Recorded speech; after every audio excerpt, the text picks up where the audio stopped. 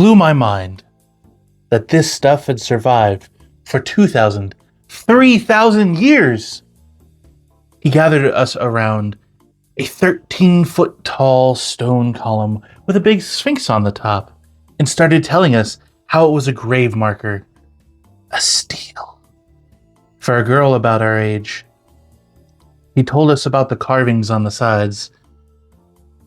I was trying to listen to what he had to say because it was kind of interesting. But everybody around me was talking, and every time I told them to shut up, the other teacher chaperone, Mrs. Dodds, would give me the evil eye. Mrs. Dodds was this little math teacher from Georgia who always wore a black leather jacket, even though she was 50 years old. She looked mean enough to ride a Harley right into your locker. She had come to Yancey halfway through the year when our last math teacher had a nervous breakdown. From our first day, Mrs. Dodds loved Nancy Bobofit and figured I was devil spawn. Now, she would point her crooked finger at me and say, "Now, honey, real sweet." And I knew I was going to get after-school detention for a month. One time, after she'd made me erase answers out of old math workbooks until midnight, I told Grover I didn't think Mrs. Dodds was human. He looked at me, real serious, and said, "You're absolutely right." Mr. Brunner kept talking about Greek funeral art. Finally, Nancy Bobofit snickered something about the naked guy on the steel, and I turned around and said, "Will you shut up?" Came out louder than I meant it to. The whole group laughed. Mr. Brunner stopped his story. "Mr. Jackson," he said, "did you have a comment?" My face was totally red. I said, "No, sir." Mr. Brunner pointed to one of the pictures on the steel.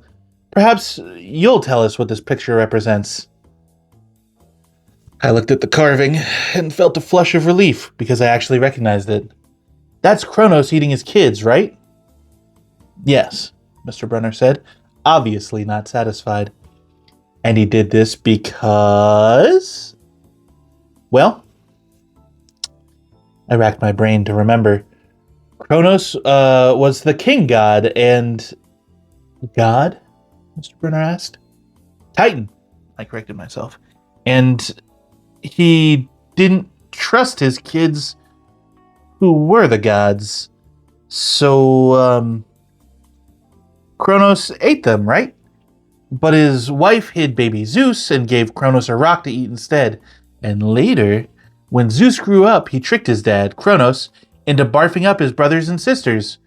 "Ew," said one of the girls behind me.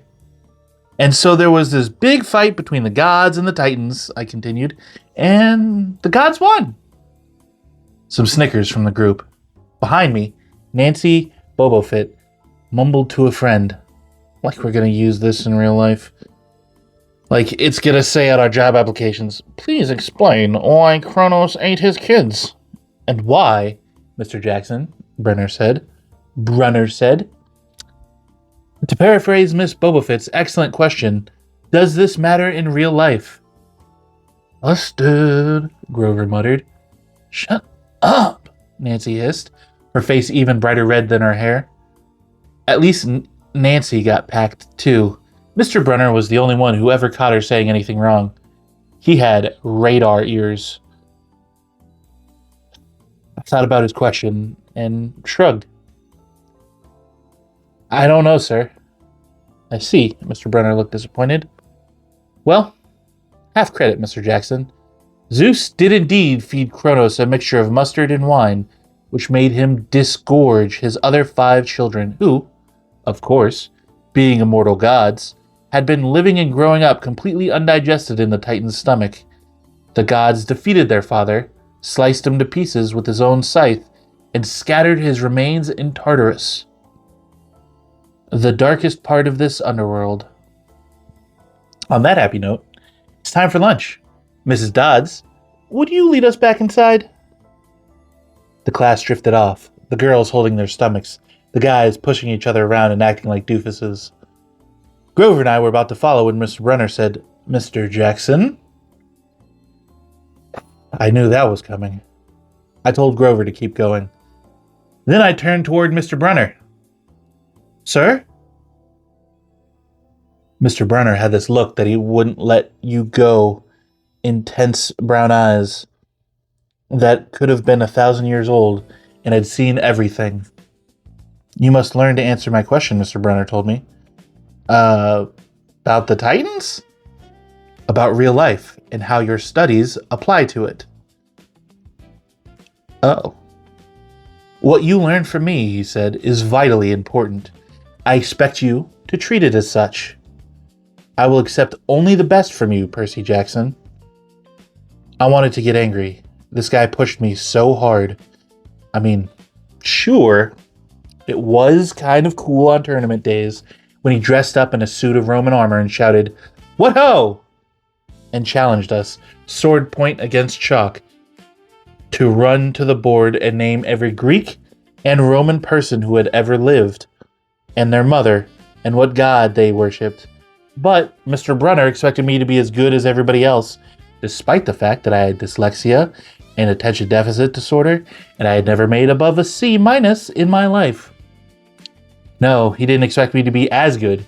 He expected me to be better. And I just couldn't learn all those names and facts, much less spell them correctly. I mumbled something about trying harder while Mr. Brunner took one long, sad look at the steel like he'd been at this girl's funeral. He told me to go outside and eat my lunch. The class gathered on the front steps of the museum, where we would watch the foot traffic along 5th Avenue.